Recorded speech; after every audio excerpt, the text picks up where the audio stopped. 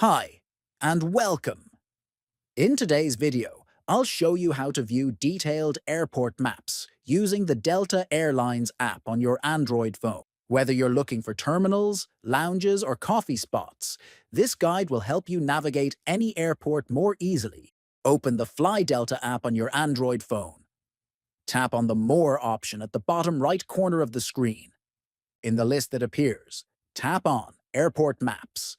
Now enter the city or airport name in the search bar. Tap on the search icon to continue. The map of the selected airport will now appear. You'll see details such as terminals and other services. You can filter the map by categories. For example, tap on Coffee to see all coffee spots available in that airport. You'll see pins on the map and a list below. Tap on a coffee place from the list to see its exact location within the airport.